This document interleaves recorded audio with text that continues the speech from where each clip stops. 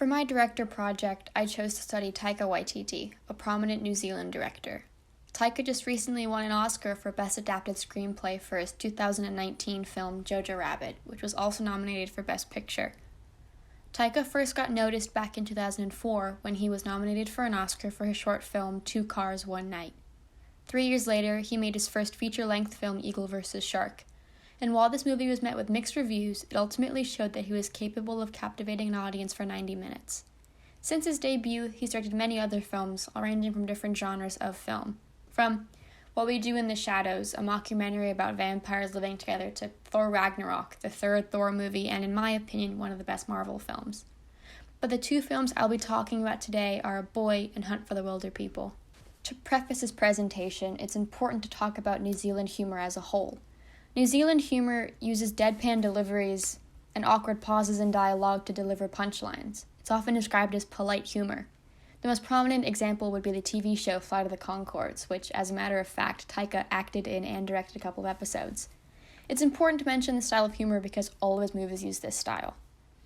When describing Taika's work, it's often described as happy, sad cinema. Taika's ability to integrate humor and sadness is impressive. His movies go from heartwarming to heartbreaking in a heartbeat. This constant switch between the two allows for the viewers to be engaged the whole time, but never feeling utterly, inescapably sad. These two films at their core represent the same circumstances, the main characters trying to understand the world they're living in. Let's start with Boy. This movie takes place in the 80s and follows Boy, his younger brother Rocky, and their dad Alamein. Boy and Rocky have been growing up with their cousins after their mom died and their dad walked out. Boy, unable to accept the fact that his dad abandoned him and his brother, makes up stories about his dad as a way to excuse his absence and cope. His dad is a master carver, deep-sea treasure diver, the captain of the rugby team, and he holds the record for punching out the most people with one hand.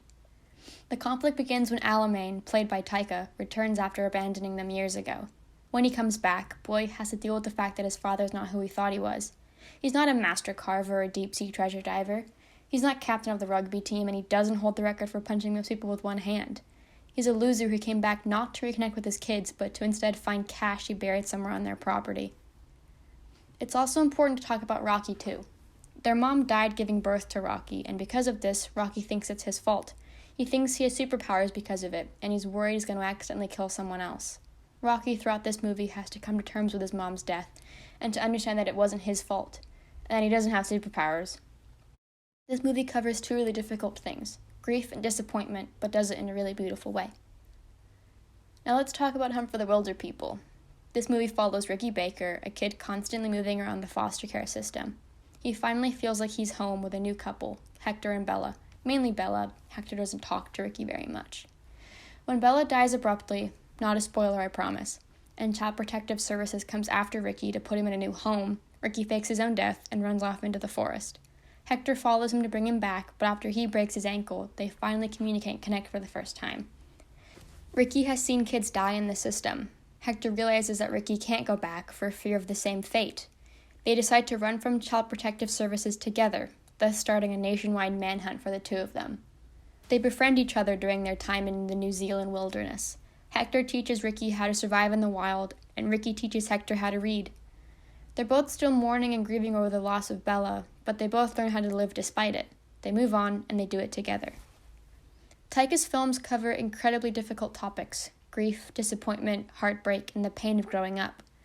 But his films never dwell on these topics. Instead, they're right where they need to be, in this strange no-man's land in between heartwarming and heartbreaking. I think a lot of people try to stay away from sad movies because they're, sad.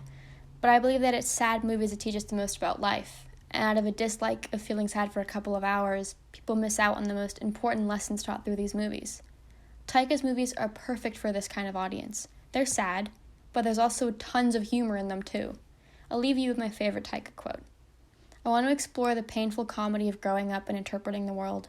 I believe that despite our faults and inadequacies, through all pain and heartache, there's still room to laugh. Thank you.